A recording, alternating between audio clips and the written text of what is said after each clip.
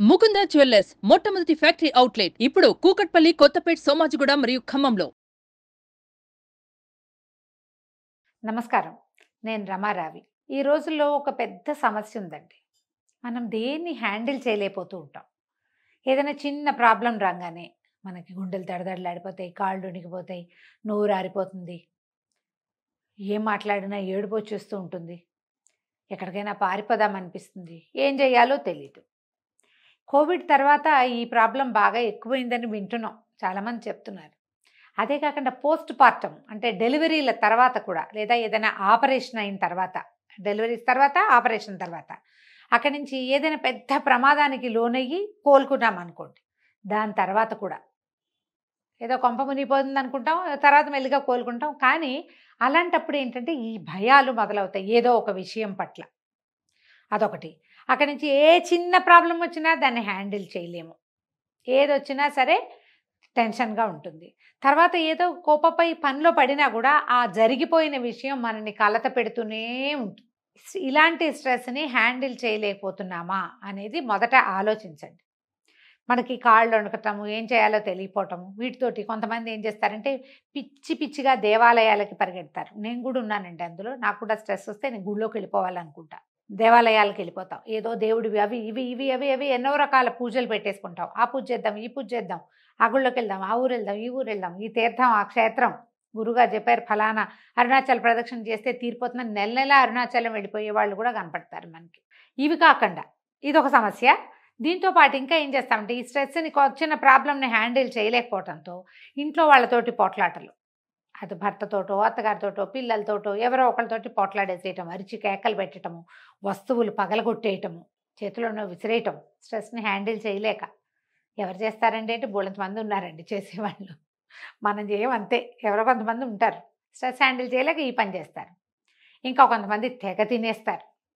Stress eating అంటున్నారు. ఈ మధ్య నా దగ్గర ఒక కేసు కూడా వచ్చింది. స్ట్రెస్ తోటి విపరీతంగా నిద్రపోతారట ఆవిడ. పడుకునే ఉంటారట. నిద్ర పట్టకపోతే ఓ టాబ్లెట్ ఏదైనా వేసేసుకుంటున్నారు నిద్ర కోసం. అన్ని సమస్యలేనండి ఇవి.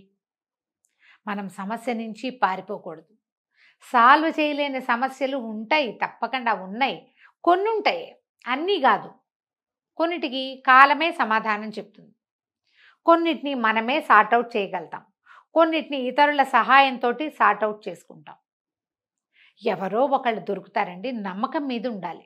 సాల్వ్ చేయలేని ఏ సమస్య లోకంలో లేదు.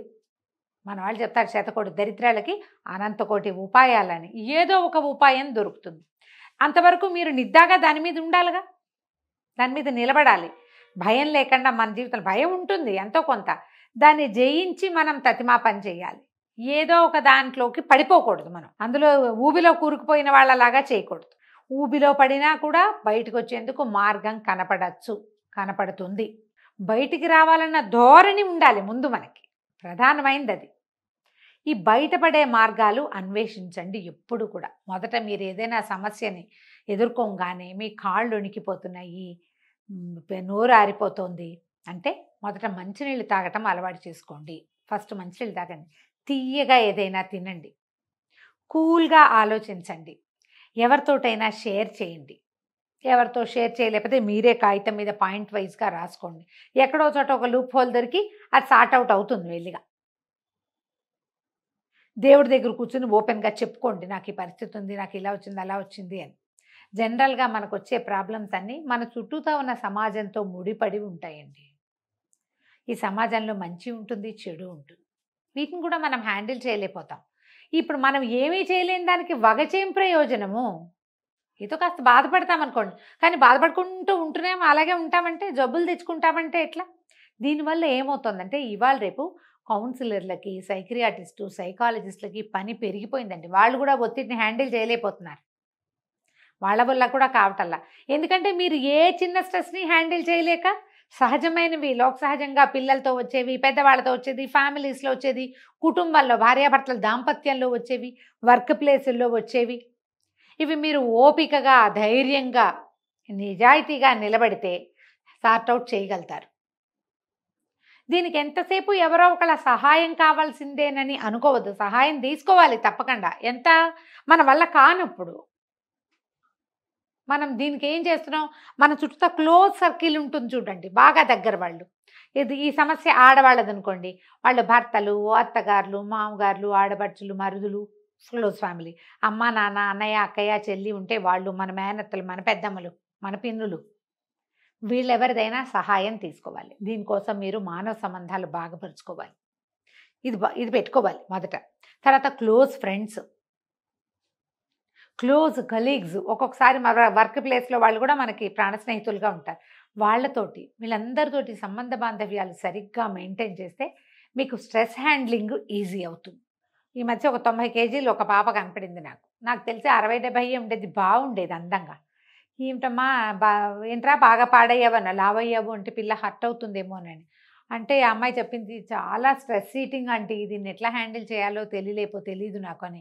ముచ్చటైన చిలక లాంటి పిల్ల. స్ట్రెస్ ఏంటంటే జాబు, ఫ్యామిలీ సరిగ్గా చేసుకోలేక స్ట్రెస్ వచ్చినప్పుడల్లా తినేసి లావైపోయిందట. ఇదేం చెప్పండి, 25-30 ఏళ్ల వాళ్ళు 2 రకాల స్ట్రెస్సులు తీసుకోలేరు. ఆడవాళ్ళు అంటేనే మల్టీ టాస్కర్స్ కదా. మనం పిల్లల్ని హ్యాండిల్ చేయగలుగుతాం, భర్తల్ని హ్యాండిల్ చేయగలుగుతాం, చేసేవాళ్ళం. మన అమ్మలు చేసేవాళ్ళు, మన అక్కయ్యలు, మన మేనత్తలు వీళ్ళంతా చేసేవాళ్ళు. మనం ఎందుకు చేయలేకపోతున్నాం? ఎందుకు చేయలేకపోతాం అంటే నేను చెయ్యలేను అనే భావంతో చేయలేకపోతున్నామని అర్థం చేసుకోండి. అమ్మో నా వల్ల కాదు, ఇలా అయితే నా వల్ల కాదు, అదైతే నా వల్ల కాదు, ఇవన్నీ నేను చేయలేను, ఇదంతా నాతోని కాదు, ఈ డైలాగులు. I can't handle this anymore I won't handle this anymore. ముందు ఐ కాంట్ అంటారు, నా వల్ల కాదు, అని తర్వాత నేను చేయను అంటారు. చేయనంటే ఇక నిన్నెవడు హ్యాండిల్ చేస్తాడు? పూట ఎవరు చేస్తారు మన హ్యాండ్లింగ్? మనమే చేసుకోవాలి కదా. దాంతోపాటుగా మనకి పిల్లలు ఉంటారు, మనకి ఫ్యామిలీ ఉంటుంది, మన ఉద్యోగంలో కొన్ని బాధ్యతలు ఉంటాయి, సమాజం పట్ల మనకి కొంత బాధ్యత ఉండాలి మనుషులంగా. అవన్నీ ఎట్లా అవుతుంది? అవన్నీ ఎలా చేయగలుగుతాం? ఆలోచించండి. ముందు మనని మనం హ్యాండిల్ చేసుకోవాలి. స్ట్రెస్ వచ్చినప్పుడు ఏదైనా చిన్నది రాగానే ఎవరికి చెప్పేద్దామా, ఎవరికి చెప్పేసుకుందామా అనుకోకండి. చచ్చిపోదామా, లేకపోతే అదొకటి ఉంది అన్నిటికీ. చచ్చిపోతే పీడ పోతాను, నువ్వు చచ్చిపోతే నీ పీడ పోతుంది, నీకు పోతుంది, నీ పీడ మిగిలిన వాళ్ళకి పోదుగా. సమాజం మీద నువ్వు వేసే ముద్ర ఎప్పటికీ పోదు. హ్యాండిల్ చేయలేకపోతే చచ్చిపో అని నేర్పిస్తున్నావు నువ్వు. అదే మనం మనుషులుగా నేర్పించాల్సింది కాదు కదా. నిలిచి నిలబడి ఎదురొడ్డి పోరాడండి. సమస్యలందరికీ వస్తాయి. దైవ సహాయం తీసుకోండి, స్నేహితుల సహాయం తీసుకోండి, కుటుంబ సహాయం తీసుకోండి. ఇదేమీ కుదరకపోతే నా ఓటి పెద్దకాయలు ఎవరో ఒకళ్ళు దొరుకుతారు, వీళ్ళ సహాయం తీసుకోండి. స్ట్రెస్ని బీట్ చేయండి. నాకు 2 మార్గాలు ఉన్నాయండి. చెప్పేయండి, చింపేయండి, 2. ఎవరో ఒకళ్ళకి చెప్పుకోవాలి. 3-4 చెప్పేస్తే తేలికైపోతుంది. తర్వాత అదే అవుతుంది, జరగాల్సిన వ్యవహారం మెల్లిగా ఎట్లా అవ్వాలంటే అట్లా అవుతుంది. ఇందులో డబ్బులు ముడిపడి ఉంటే పోతాయి. ఇవాళ పోయిన డబ్బులు రేపు రావు, అవే వస్తాయి, ఏం కాదు, ఇలాగని ధైర్యం చెప్పుకోండి. 2వది చింపేయండి. రాసి ఆ కాగితం చింపుతూ ఉండండి. దాన్ని ఎంత చిన్న ముక్క వీలైతే అంత చిన్న ముక్క చింపేసేయండి. చింపేశాక ప్రశాంతంగా ఉంటుందండి. సమస్య తీరదు, మీ బరువు తీరుతుంది. సమస్య దానంతటి సమయం తీసుకుని తీరుతుందండి. మనం చూడండి, ఒక అర గ్లాస్ అన్నం వండాలనుకోండి, ఎంతలోకి వండుతామండి? కుక్కర్లో పెడితే 2 విజిల్స్ రాగానే అయిపోయింది. నాలాగా ఇతడి గిన్నెలో పెట్టి కుక్కర్ మీద స్టవ్ మీద పెట్టామనుకో 10-12 నిమిషాల్లో 10 నిమిషాల్లో అవుతుంది. అదే మనం 5-6 గ్లాసులు ఇంత గిన్నె పెట్టామనుకోండి, రైస్ కుక్కర్ అయినా ఒక 30 గంట పడుతుందా? కుక్కర్లో అయినా ఉడకాలా? అదంతా వేడెక్కాలి కదా. సమస్యని బట్టి పరిష్కారం ఇట్లాగే లేట్ అవుతుంది.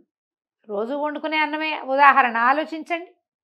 సమయం తీసుకుంటాయి కొన్ని.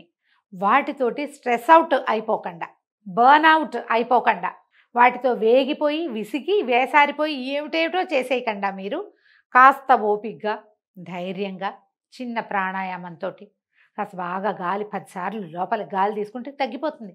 ఇవాళ రేపు నేను ఇంకోటి కూడా వింటానండి, ఏమిటది, పానిక్ అటాక్స్, స్ట్రెస్ అటాక్స్, ఇవన్నీ వచ్చేస్తున్నాయి. అంటే ఏదైనా సమస్య వచ్చేసరికల్లా వీళ్ళకి దడ వచ్చేస్తుంది, కళ్ళు విరిగిపోతాయి.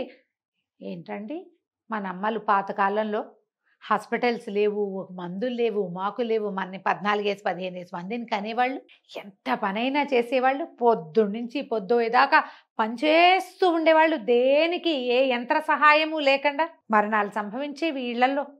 అవన్నీ ఎట్లా హ్యాండిల్ చేస్తారండి? మనం ఏమిటి 1-2 పిల్లలతోటి ఇవి కూడా చేయలేకపోతున్నాం. అందరికీ స్ట్రెస్ అటాక్స్ వచ్చేస్తే ఎట్లా? మనకి అటాకులకి సమయం ఇవ్వద్దండి అసలు.